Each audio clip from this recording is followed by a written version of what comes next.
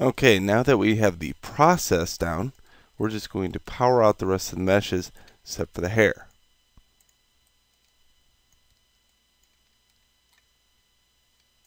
Okay, I'll take this coat.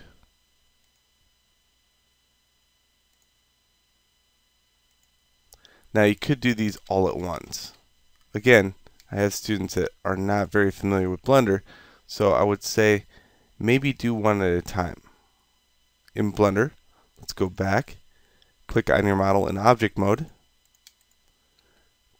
X on the keyboard and delete, and File, Import your new OBJ.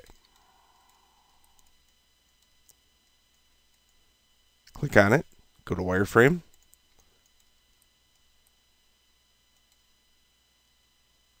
see where it says user perspective?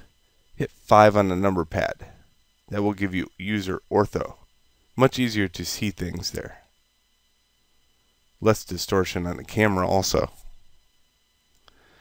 Tab, edges, and we're just going to define some edges, and we're going to treat this just like a real coat.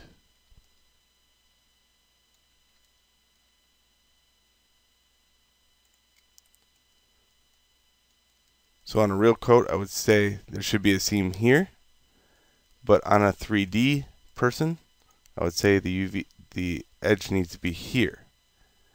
That way it's hid.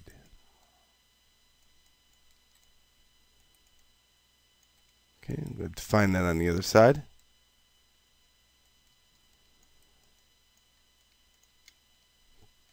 I'm holding Shift and Alt while I do this, and that's allowing me to highlight many of these edge loops at a time. I'm choosing to put the edge here because there's an extraordinary vertice right here.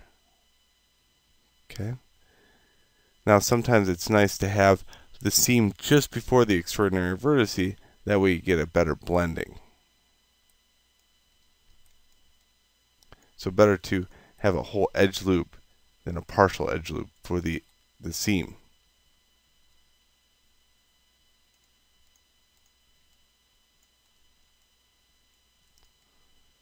Okay, good.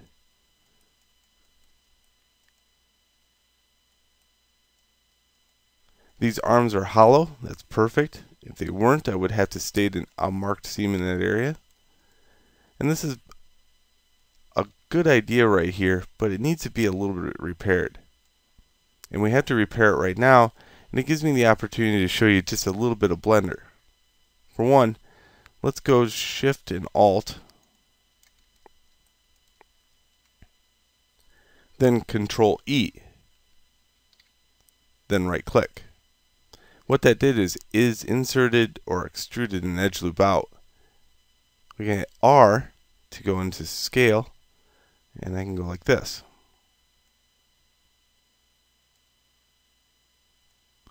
Then Control E again, right click W, then R, and let's scale that in.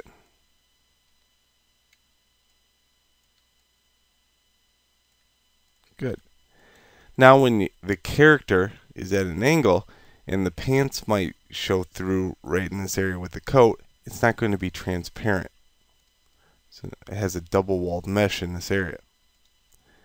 Just to relieve some pressure here, I'll just hit Control R, insert another edge loop, and scale that using R.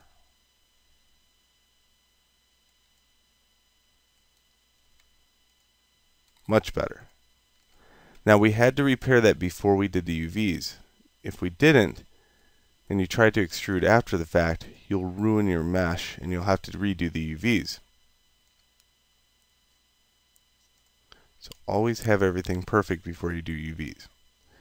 Okay, now I'm just going to restate this edge by mark seam.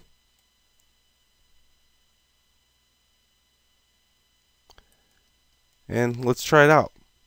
L, U, unwrap. Alright, now in this area, you can see that we're clearly having some kind of tightening of the mesh in this area. And how I could check that is Let's highlight the entire mesh. Go in here and go Image, Open Image.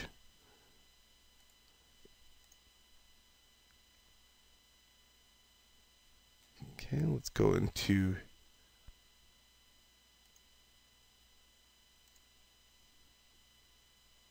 Desktop, UV Example, and I'll load that checkerboard pattern. In order to see the checkerboard pattern over here, I have to hit N as in Nancy, Display,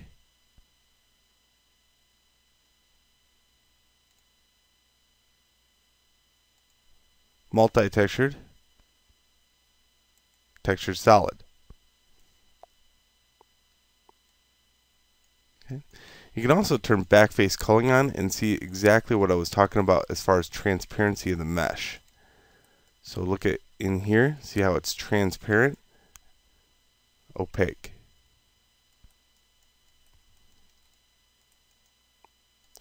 In this case, it looks to be all the checkers are fine, but I still don't like the layout of the UVs. It makes it really hard to UV or texture later on.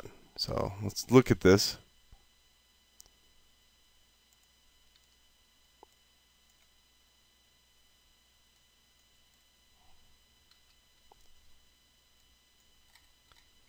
I think it would be better to have some kind of natural seam in this area to divide the two, front and back. By the way, you can uncheck Texture Solid now because sometimes it's really hard to see your edges with that on.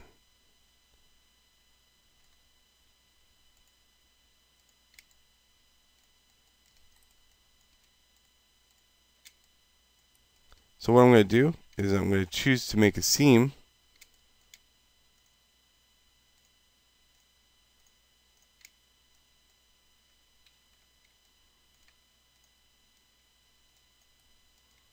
It falls in the back here. Then I'll mark seam. Anything that I highlighted extra, I'll clear seam.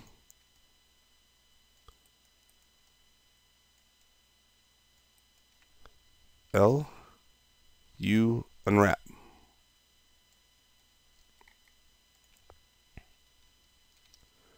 Okay, much better layout. Much better. Very easy to texturize that.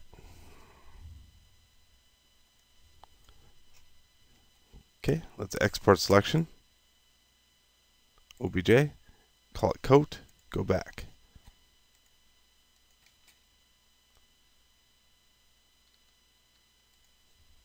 Delete.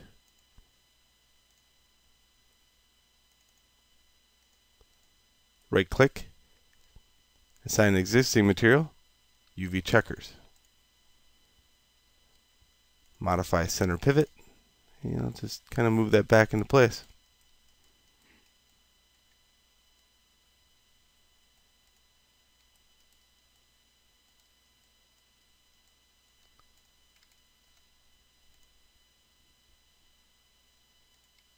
Alright, so let's move on to the hands and boots. Maybe I can get that in one video.